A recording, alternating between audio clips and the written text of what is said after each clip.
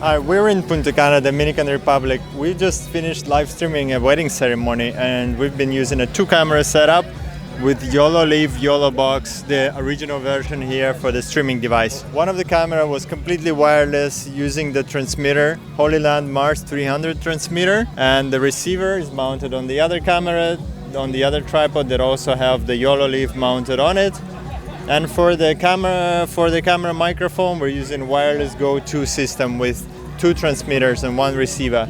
Everything went great, not without the issues, and certainly a lot of things were learned, and we're looking forward to do more streams. So we use 2 different lenses just to give different angles. One telephoto lens for close-up and one wider lens to have a view of the whole ceremony, and worked really well. We used YoloBox to switch between the cameras and the transmitters, as Mark mentioned before.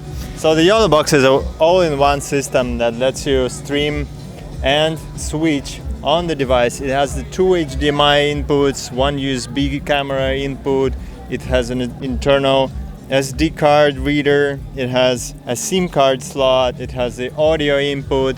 And it can be powered by USB and even has the Ethernet port. So the YoloBox lets you stream in 720p, in 1080p, and you can control your bitrate, you can control your bitrate modes, you can add overlays, so it's a pretty powerful device. So it's pretty versatile. It's essentially an Android tablet that has this app that processes the incoming video and then lets you live stream. So a few things we learned that are really important when doing a job like that is it would help if you have more of the extensions for hot shoes, and where you could mount the microphones, the backup microphones, the transmitters, the YoloBox itself. The types of cables are pretty important, as they're gonna either limit your movement or they're gonna be too long. So it might be difficult to choose right on the spot. Also, what we learned is when you're choosing the camera, it's important to know that some of them has the micro HDMI and some of them have the mini HDMI outputs. So it's important to have enough backup cables for both of these. It's important to know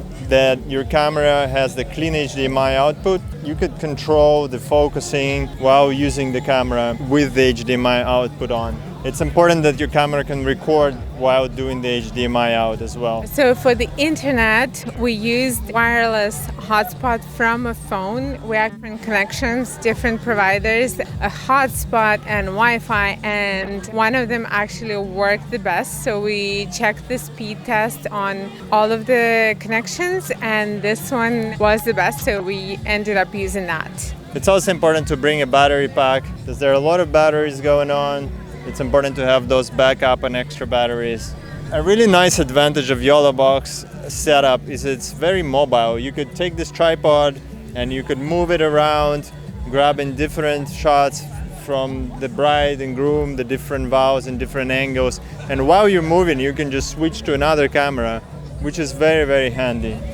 So keep in mind the backups. It's very important to have a backup. So with EventLive, we actually had one of the phones on the light stand as a backup set up, just in case something goes wrong with the internet. YoloBox, something overheats or battery dies, although we had extra batteries and everything was fully charged. But we always recommend having backups just in case. So we didn't need the backup this time, but it's always good to have that in mind and have it set up. And in our case, this is our EventLive app on one of the phones and a stand with a phone holder. So the advantage of EventLive app is that it can adapt to all network conditions.